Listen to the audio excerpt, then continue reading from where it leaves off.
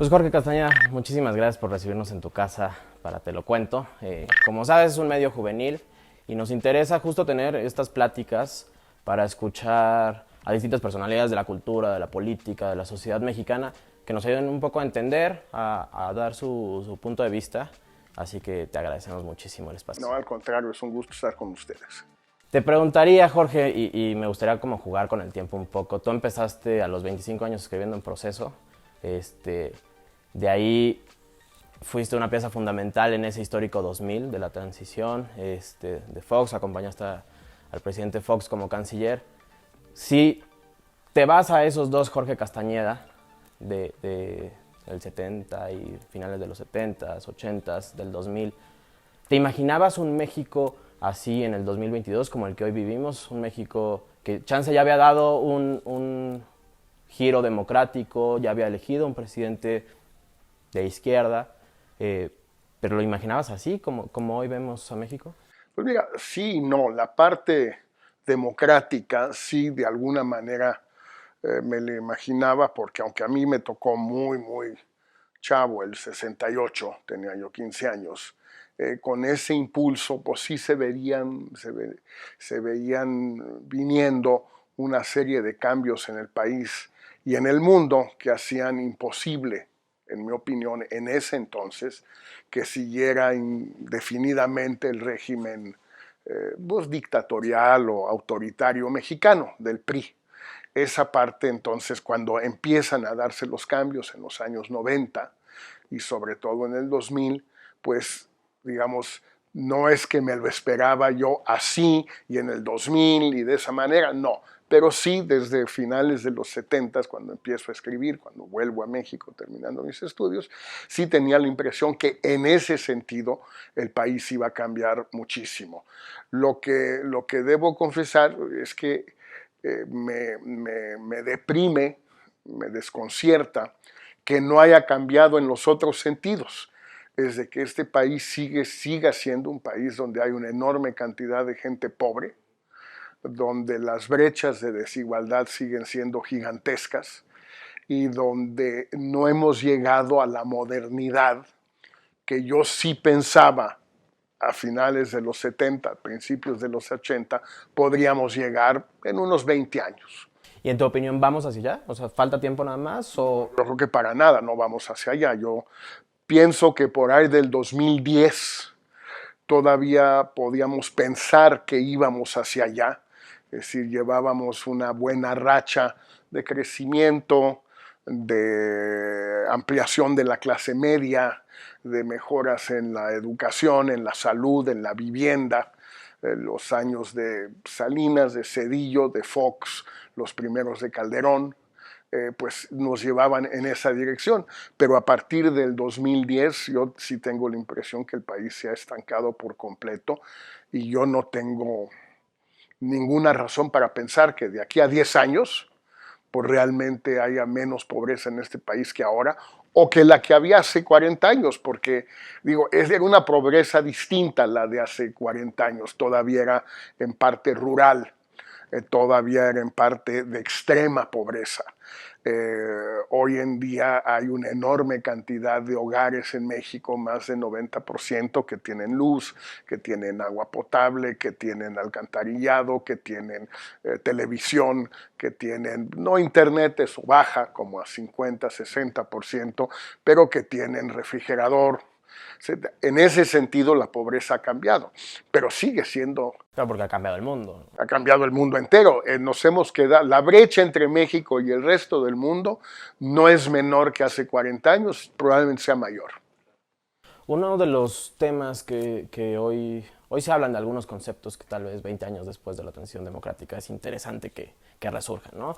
Militarización, presidencialismo, hay quien considera que hay rasgos autoritarios en este gobierno, por lo menos sí muy centralizados.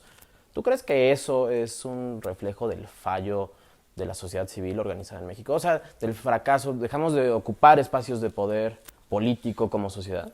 Bueno, yo en parte sí, o sea, hay que recordar que desde los años 80, 90, cuando empieza a haber un cierto despertar de la sociedad civil en otros países de América Latina, después de las dictaduras, después de las transiciones democráticas, lo que tú quieras, la sociedad civil mexicana es de las más débiles, de las menos organizadas, de las menos prósperas de toda América Latina.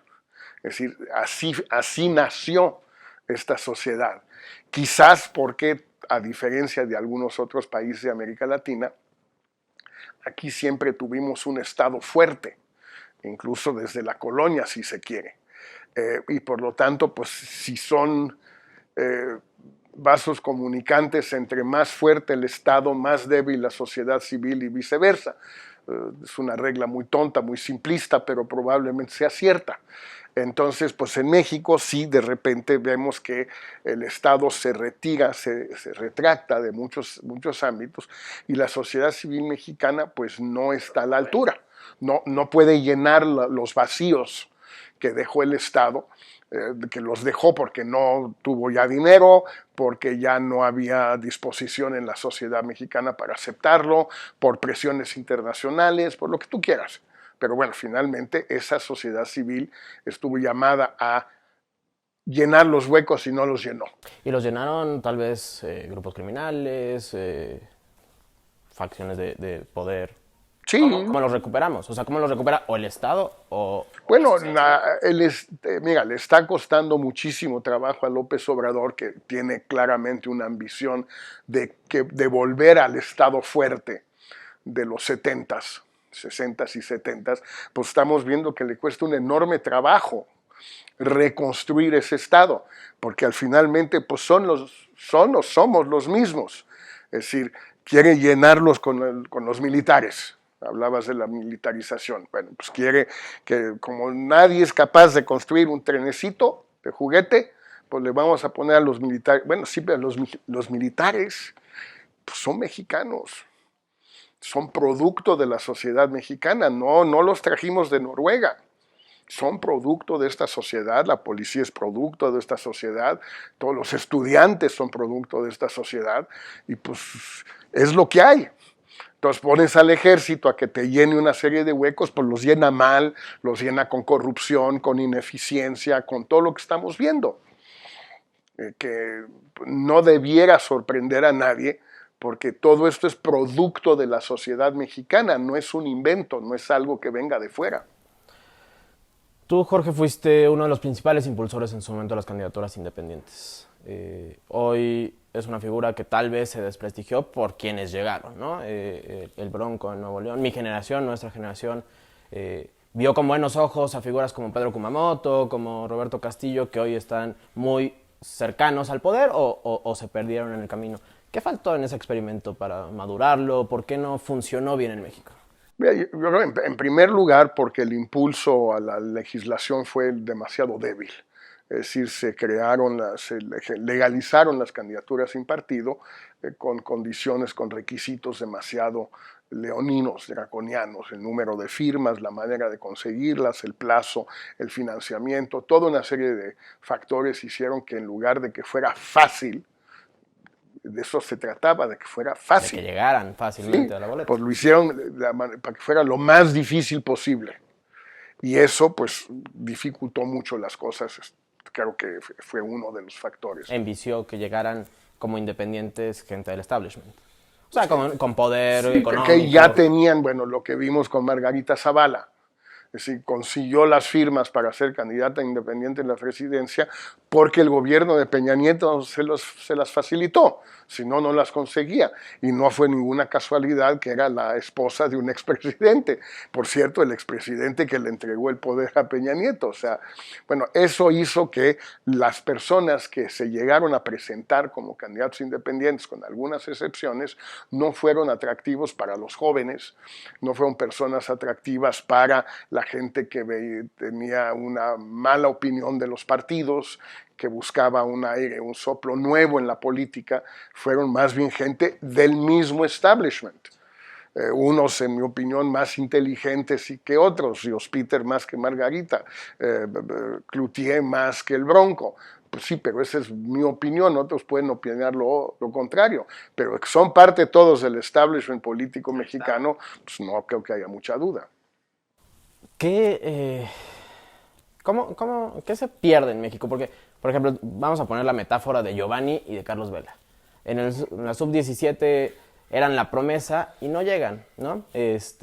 La siguiente sub-17 que ganó, pues estaba peor. El que estaba vendado y mete la chilena, pues menos, no sabemos ni dónde está. Hubo, a mí me recuerda como movimientos, como en 132, que salían figuras políticas interesantes, jóvenes, y que hoy o están en el poder o se perdieron. En el poder político de siempre, es a lo que me refiero.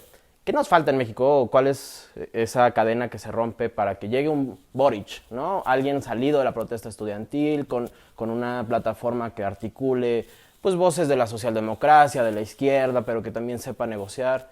¿Hay algo? ¿Tú detectas Mira, cuál es ese eslabón perdido? obviamente hay un problema porque pues no hemos generado liderazgos jóvenes en el país, liderazgos alternativos, con la posible excepción de las mujeres, el movimiento de mujeres, pero en otros ámbitos, los ecologistas, etc., pues la verdad no se ven estos movimientos jóvenes que duren y que vayan generando una nueva clase política que parte va a estar incrustada en el establishment, es inevitable, pero pues ve la edad promedio del gobierno de López Obrador, pues es patético en un país tan joven como México, ¿no? Y no fue tan distinto en los gobiernos anteriores, algunos sí, pero en todo caso no hemos tenido aquí, digamos, una camada de líderes como tuvimos quizás para hablar de estudiantiles en el 68 y de nuevo en el 87, 88, el CEU. Pues la verdad no ha sucedido, en parte porque no ha habido un movimiento estudiantil en este país desde hace mucho tiempo. La toma de la universidad en 99, el MOSH y algunos otros, pues la verdad era una especie de pantomima, un poco ridícula, un poco pues una caricatura. Pero desde el 88 un movimiento estudiantil de masas amplio como hubo en Chile justamente primero con los llamados pingüinos, a principios de los años 2010 y luego con el estallido del 19, pero también lo vimos en Colombia, también lo hemos visto en otros países, incluso en Brasil, pues en México no ha habido. Y eso pues no lo suples así nomás, ¿eh? Tú te vas en unas semanas, tengo entendido, a Nueva York a dar clases en NYU. ¿Ves diferencias entre los estudiantes estadounidenses y los mexicanos en cuanto justo a esto, a la participación política, la presencia en el poder? Bueno, yo hace ya mucho que no doy clases en México. Yo me jubilé en CEU en el 2007 o 2008. En fin, ya había cumplido, estaba a punto de cumplir 30 años de profesor de tiempo completo en CEU y por lo tanto pues ya no tengo mucho el pulso de cómo son los estudiantes. La última vez que lo hice de manera sostenida durante unos 6, 7 meses, 3 o 4 veces por semana fue en el 2015 y me quedé muy bien impresionado con la calidad del estudiantado en general, en universidades públicas y privadas, en universidades pequeñas o muy grandes, en universidades más bien radicalonas, en universidades más bien conservadoras. Me quedé muy bien impresionado con la calidad del estudiantado y un cierto interés por la política, por ver qué sucedía, etcétera, ¿no?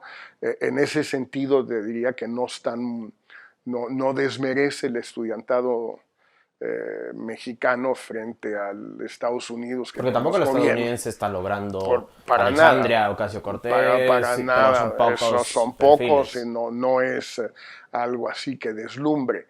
Lo que sí es cierto es que la brecha de recursos que tienen a su disposición los estudiantes de Estados Unidos, de universidades ricas ciertamente, y los recursos que tienen los estudiantes mexicanos, pues sí, es inconmensurable.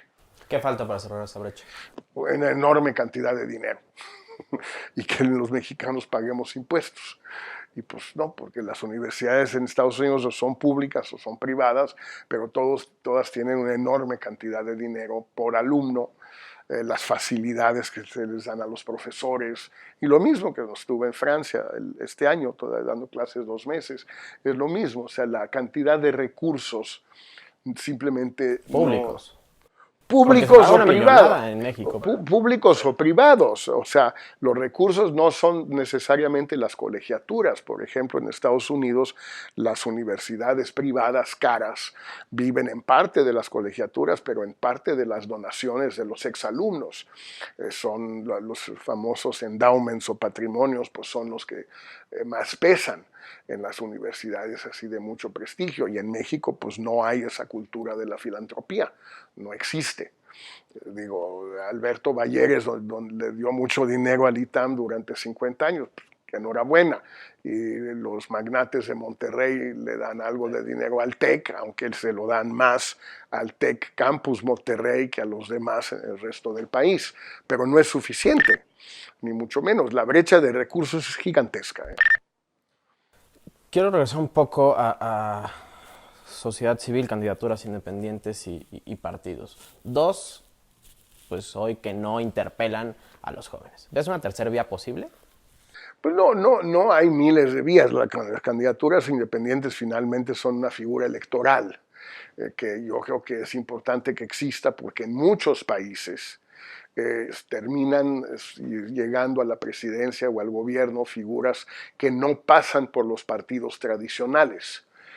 No necesariamente son independientes de la misma manera que lo entendemos legalmente en México, pero sí son independientes en cuanto a que no pasan por la estructura tradicional de partidos. Un muy buen ejemplo es Macron en Francia, pero hay muchos en América Latina, no todos para bien, por cierto, es otra cosa, pero son rupturas del sistema tradicional de partidos, son figuras electorales. El tema de la sociedad civil es un poco un misterio en México, porque no hay una sociedad civil más organizada, más activa, más potente, que pueda influir más en las cosas que vemos todos los días, incluso en el, digamos, como una respuesta más importante a lo que yo sí creo que es una deriva autoritaria del gobierno de López Obrador.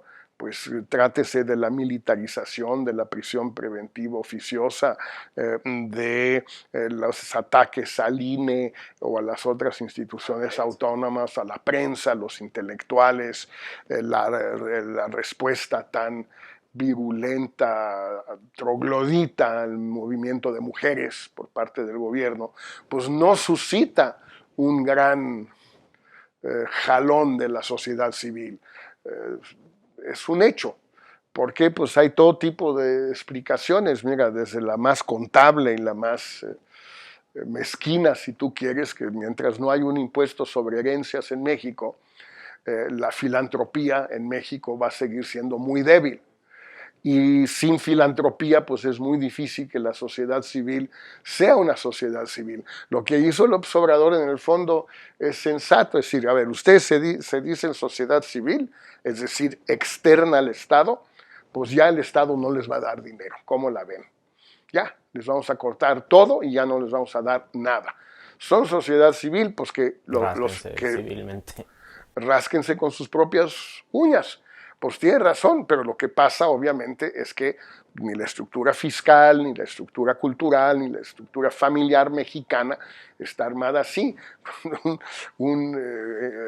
Alguien como Carlos Slim dice, mi misión en la vida no es la filantropía, es crear empleos. Pues a lo mejor tiene razón, pero olvídate de que haya filantropía en México y por lo tanto olvídate de que haya sociedad civil. Y sociedad civil no organizada, o sea, todo el tiempo nos estamos peleando en Twitter y es como politizado, pero no sé. Cuando pasó lo de Polet, creo que ahí se debió haber acabado la candidatura de Peña Nieto. Cuando pasó la línea 12, creo que ahí se debió haber acabado la candidatura de Claudia Sheinbaum y de Marcelo Ebrard. Como que no pasa nada, ¿no? Pasa o sea, nada. como que no pasa individualmente nada. Tampoco exigimos mucho, o sea, nos peleamos sí todo el tiempo, pero nadie genera un contrapeso social. Es que también, por eso yo insisto mucho en esto, lo que hemos estado platicando de sociedad civil organizada. Es decir, la sociedad civil que no se organiza está condenada a la impotencia, porque es simplemente pues, las diatribas en Twitter, que pues yo creo que no sirven absolutamente de nada, no llevan a nada, no tiene nada de bueno, nada. O sea, no, yo no le encuentro nada útil a Twitter en ese sentido, ¿no? No es un sustituto de una sociedad civil organizada con estructuras, con financiamiento, con misión, con formación de cuadros, con todo, como existe en otros países. Y no estamos hablando solo de Alemania, sino de Chile, de Colombia, de Brasil, que tienen sociedades civiles muchísimo más organizadas que la mexicana. No solo pasa en Twitter, o sea, esa realidad está, y hoy la vemos, esa polarización clarísima en el Congreso, ¿no? O sea, por un lado quienes ponen que no van a debatir ninguna reforma constitucional, y por el otro lado el presidente diciendo no le mueven ni una coma. ¿Cómo vamos a recomponer esto? Porque Andrés Manuel se va a ir en 2 años, Jorge, y se queda un México completamente roto. O sea, ¿de qué forma construimos otra vez? Bueno, reconstruir esto va a ser muy difícil porque yo sí creo que va a dejar un país devastado, devastado institucionalmente, económicamente, financieramente, socialmente. Me estaba viendo una encuesta ahorita de 80% de los mexicanos están muy de acuerdo o algo de acuerdo en que mientras se investiga un delito, los acusados deben estar en la cárcel. Es una aberración jurídica, es una aberración moral, es una aberración cultural, o sea, es una idiotez. ¿Pero es una respuesta a 15 años de vivir en violencia extrema? No estoy tan seguro que la cifra hubiera sido muy distinta hace 15 años, no estoy tan seguro, no lo sé, pero no estoy tan seguro. Es una respuesta idiota, o sea, no hay otro término posible, idiota. ¿Eso cómo lo arreglas? No sé. Entonces, claro, el resultado, tienes 40% de la población carcelaria del país que no está sentenciada. 40%. Es una proporción gigantesca de una población carcelaria, por cierto, bastante elevada en relación a otros países per cápita. Bueno, entonces, ¿cómo vamos a reconstruir todo esto? Pues yo ya no tengo mucha idea, la verdad. Pues les toca a los jóvenes tener las ideas y proceder a la reconstrucción, pero va a ser muy difícil, porque esto que están destruyendo cosas en este gobierno como no se había visto en mucho tiempo. Pues así es muy difícil, va a ser muy difícil. ¿Se ha perdido la esperanza? O sea, mucha gente estaba ilusionada con Fox y no pasó nada. Mucha gente estaba ilusionada con Andrés Manuel y tampoco está habiendo un cambio positivo. O sea, la esperanza del mexicano en la democracia también está en riesgo. Han caído los índices de aprobación del mexicano por el régimen democrático. Está en todas las encuestas estas que se hacen en América Latina. Latino Barómetro, la POP, todas esas muestran que ha caído en México y que estamos por debajo del promedio, por ejemplo, latinoamericano. Ya sin hablar, desde luego, los países europeos o algunos países asiáticos, ¿no? Entonces, pues no sé si se ha perdido la esperanza, pero evidentemente la magnitud de la tarea que está enfrente rebasa con mucho las fuerzas que uno puede ver en la sociedad, en la juventud, en los estudiantes, en los viejos. Es una tarea titánica. Jorge, mi corazoncito internacionalista no va a permitir no preguntarte cómo ves la política exterior de México hoy. Tal vez tú como canciller viviste o tienes una similitud con el hoy canciller Marcelo Ebrard, que vivieron una sincronía histórica que cambió la realidad internacional. Tú viviste el 11 de septiembre como canciller en Lima, y bueno, estabas en Lima pues, sí. Y Marcelo Ebrard está viviendo la invasión a Ucrania. ¿Cómo ves la política exterior hoy? ¿Estamos a la altura de la situación? Bueno, yo creo que en efecto hay ese paralelismo. La diferencia es que, digamos, el 11 de septiembre descarriló una agenda mexicana con Estados Unidos. La guerra de Ucrania no descarriló ninguna agenda mexicana con nadie, porque este gobierno no tiene política exterior, no tiene una agenda. Tiene que administrar las cosas con Estados Unidos, resistir lo más que puedan, cumplirle a los americanos en lo que piden, que es básicamente hacer el trabajo sucio con los migrantes no mexicanos, y pues les cumple más o menos. Es decir, de nuevo es el problema del teleseo con tantas cosas que se pueden comentar. A pesar de los 30,000 efectivos desplegados en todo el territorio para evitar la llegada de centroamericanos, cubanos, etcétera, etcétera, a la frontera con Estados Unidos, están llegando más que nunca. Ahora, otros podrían contestar, pues sí, pero imagínate si no hubiera desplegado López Obrador a 28,000 efectivos para detenerlos, pues en lugar de 2 millones al año serían 5 millones al año. O sea, si los dejas, pues en efecto, yo creo que no haya mucha gente en Honduras que si pueden irse a Estados Unidos no se irían, pero se irían todos. Por cierto, en México también, pero sí. Entonces, pues sí es complicado. Pero fuera de ese tipo de administración de las complejidades con Estados Unidos, no hay política exterior, ni para bien ni para mal, no hay. Y bueno, se nota en una cosa que es simple, no es así de enorme trascendencia, pero a ver, te hago la lista de los que no han venido a México en 4 años de López Obrador. El presidente de Estados Unidos, el primer ministro de Canadá, el presidente de Chile, el presidente de Brasil, el presidente de Perú, salvo en algunos eventos así de ese tipo. El presidente de gobierno español vino al mes y no ha querido volver a pararse por aquí, ni va a volver a pararse por acá después de tanto insulto. O sea, no viene nadie a visitar, nadie. No vienen jefes de Estado, jefes de gobierno, empresarios, periodistas, intelectuales, figuras de la cultura, pues no vienen. ¿Por qué no vienen? Por una razón muy sencilla, porque López Obrador no va. Si él no va, pues los otros no vienen. Este es un asunto basado siempre en la reciprocidad. Yo te voy a visitar si tú me vienes a visitar. ¿Se desperdició el asiento en el Consejo de Seguridad? No, yo creo que no, yo creo que estuvo bien dentro de lo que cabía. Digo, el discurso de López Obrador fue patético y bueno, pues Juan Ramón de la Fuente, pues obviamente no pudo meter las manos y tampoco metió las manos en los discursos en la Asamblea y tampoco metió las manos en las otras, digamos, los otros pronunciamientos presidenciales ante la ONU. Pues bueno, es cada quien pasa la cantidad de aceite que puede, que quiere y que puede, pero en términos generales yo creo que no se desaprovechó, estuvo a la altura, lo hicimos bien. Tampoco, mira, el problema es cuando tienes una decisión muy difícil y hay presiones enormes. En este caso hubo una sola decisión difícil hasta ahora, quedan 2 meses, a lo mejor hay otra, pero no creo, que fue el voto sobre Ucrania. Y bueno, todo parecía indicar que López Obrador quería la abstención y que de la Fuente y Ebrard lo convencieron finalmente de que había que condenar la invasión. En ese sentido yo creo que lo manejaron muy bien.